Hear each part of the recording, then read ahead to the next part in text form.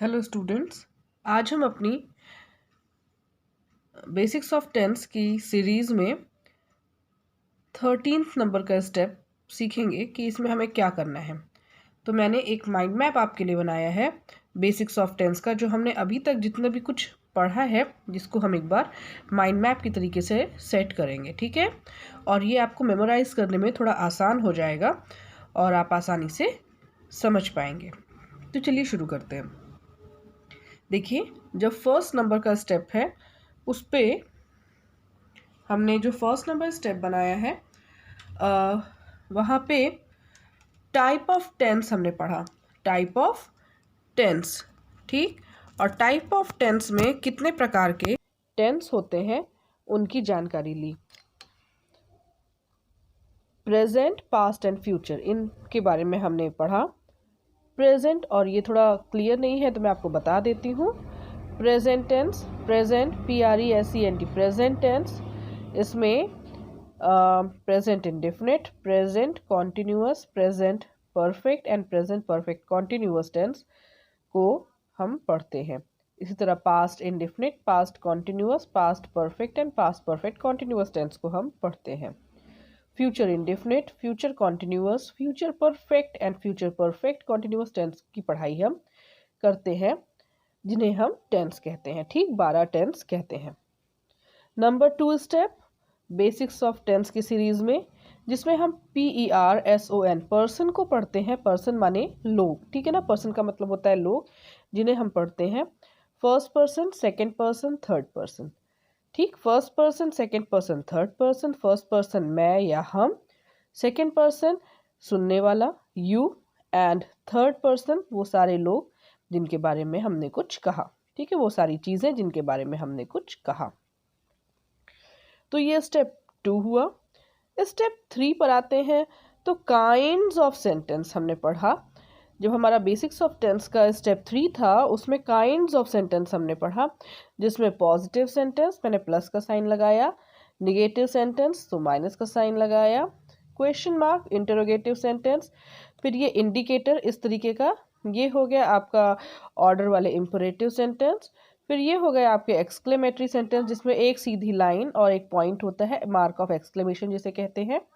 और फिर आपका ये जैसे विश करते हैं, भगवान से हम प्रार्थना करते हैं, उस तरीके का एक नमस्ते का साइन है, जिससे हमने यहाँ लगाया, जिससे ऑप्टेटिव सेंटेंस कहते हैं। जब आप इस स्टेप को देखेंगे, इस स्टेप का वीडियो, तो बहुत आसानी से आपको समझ में आ जाएंगे कि टाइप्स ऑफ सेंटेंस कैसे कैसे होते हैं।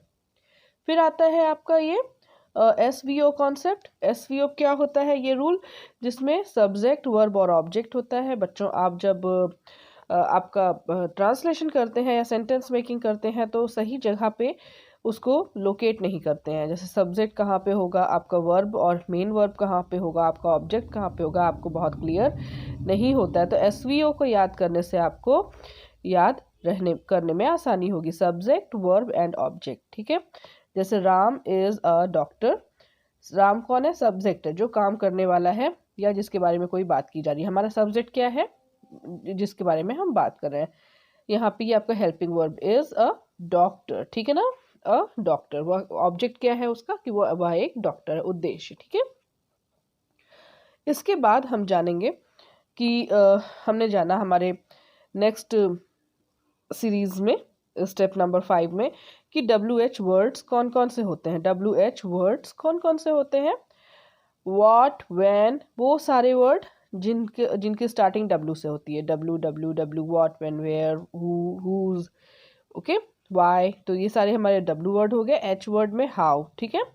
तो ये जब हम उस सीरीज को, स्टेप को देखते हैं, तो हमें समझने में आसानी होती है, जिसको हमने प्रश्नवाचक शब्द भी जानते हैं, जो हम जानते हैं किस नाम से? प्रश्नवाचक शब्द। इसका एक वीडियो बनाकर आपके लिए प्रस्तुत किया गया है।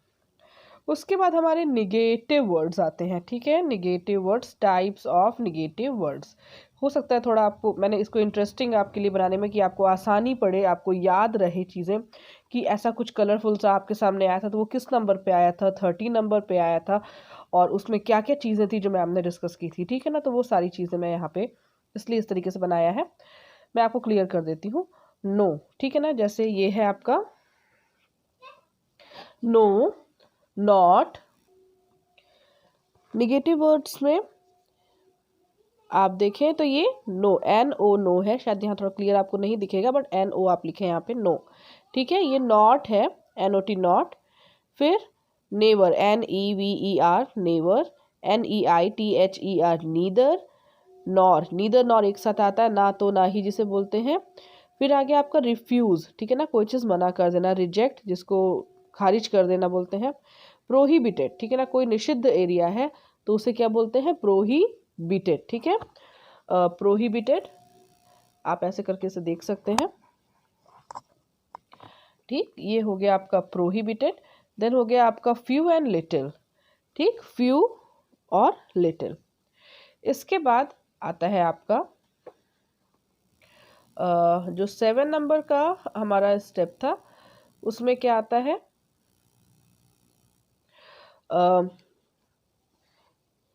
काइंड्स ऑफ वर्ब, ठीक है ना। उसमें वर्ब फॉर्म्स की हमने पढ़ाई की थी कि वर्ब फॉर्म कौन कौन सी होती हैं।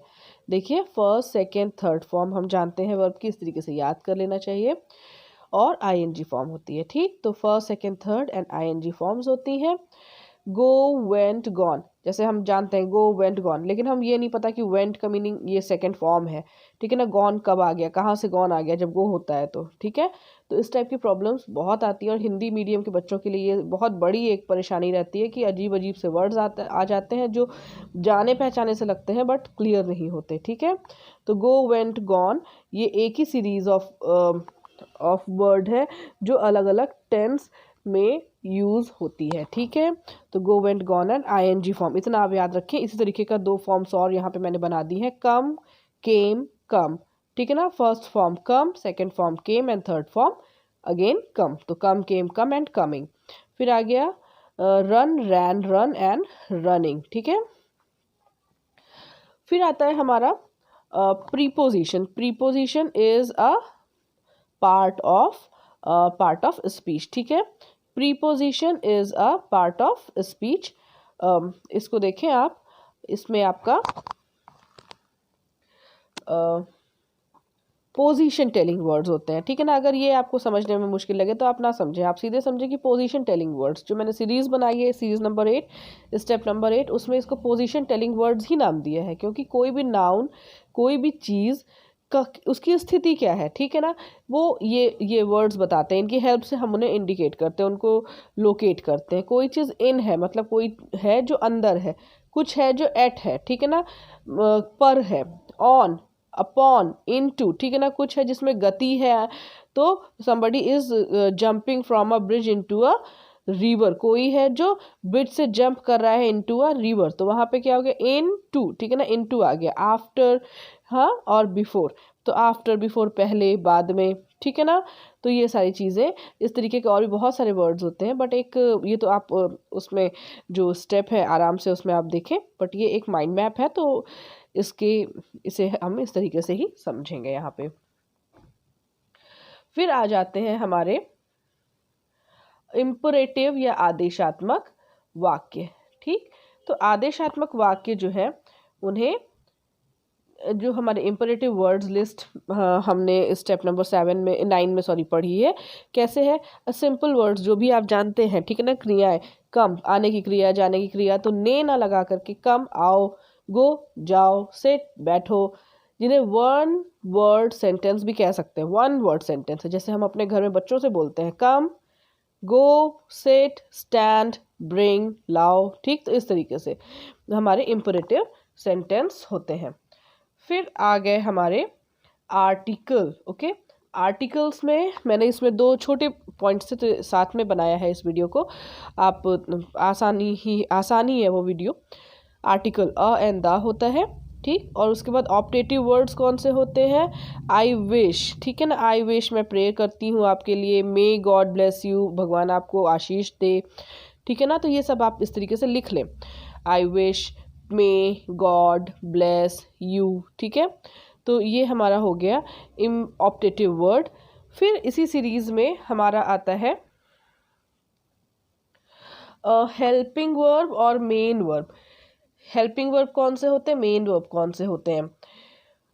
हेल्पिंग वर्ब वो वर्ब होते हैं जिन्हें हम is, am, are, was, were कहते हैं, हैज़, हैव कहते हैं, हैड कहते हैं, डिड बोलते हैं, विल, शैल बोलते हैं। वो सारे हमारे हेल्पिंग वर्ब होते हैं जो हमें बताते हैं कि काम किस समय हो रहा है या उसका लोकेशन क्या है, कहाँ पे काम हो रहा है। ठीक है ना, दैट इज़ कहाँ पे काम नहीं, बस किस समय हो रहा है वो काम हो चुका है, नहीं हो चुका है, ये सारी चीज़ें बताते हैं। फिर और जो मेन वर्ब होते हैं, गो, प्ले, स्विम, ईट, ठीक है, जो इस तरीके के वर्ड्स होते हैं जिनको हम देख सकते हैं, समझ सकते हैं कि हाँ यहाँ पे ये काम हो रहा है, कोई पढ़ा रहा है, हम पढ़ रहे हैं, चिड़िया उड़ रही है, कोई जा रहा है, आ रहा है, इस टाइप के वर्ड्स जो होते हैं उन्हें हम मेन वर्ब कहते हैं। इसके बाद जो 12th नंबर का स्टेप हमने सीखा उसमें पर्सन कौन से होते हैं जिनके साथ कौन वाले हेल्पिंग वर्ब लगते हैं उनको जाना। ठीक है, तो person first singular and plural का हमने उसमें जाना कि singular group of person and plural group of person और उनके साथ कौन कौन से हेल्पिंग वर्ब लगते हैं, इनको हमने अपने 12th स्टेप में जाना है। तो इस तरीके से हमने टोटल ये वॉच को अगर आप देखें तो पूरा एक स्टेप बना लिया और हमें आसानी से याद हो भी जाएंगे।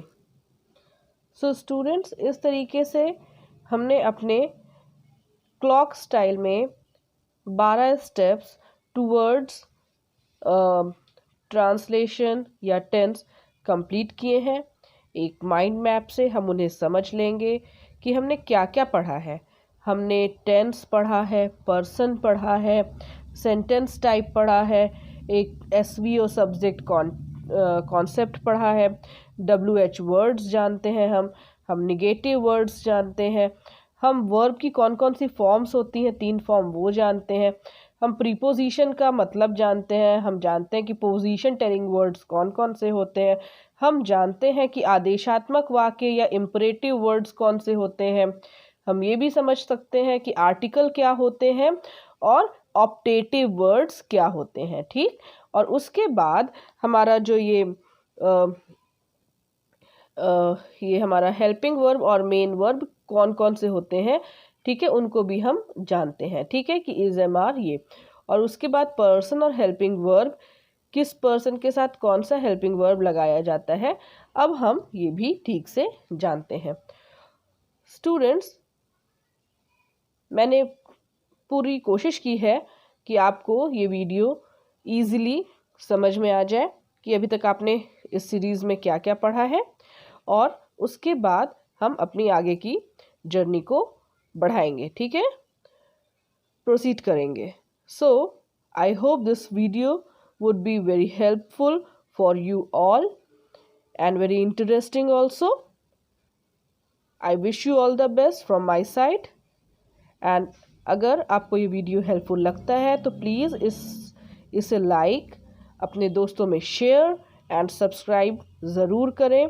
अपने सभी दोस्तों को ये भी तरीका बताएं पढ़ने का कि आप इस तरीके से छोटे छोटे पॉइंट्स में अपने ग्रामर को स्ट्रॉन्ग कर सकते हैं, उसका फाउंडेशन बना सकते हैं। ठीक है, और जब मजबूत नींव हो जाएगी, हमें सब समझ में आ जाएंगी छोटी छोटी चीज़ें, तब जब हम टेंस की ओर बढ़ेंगे तो हमें टेंस भी बहुत अच्छे से समझ में आएगा।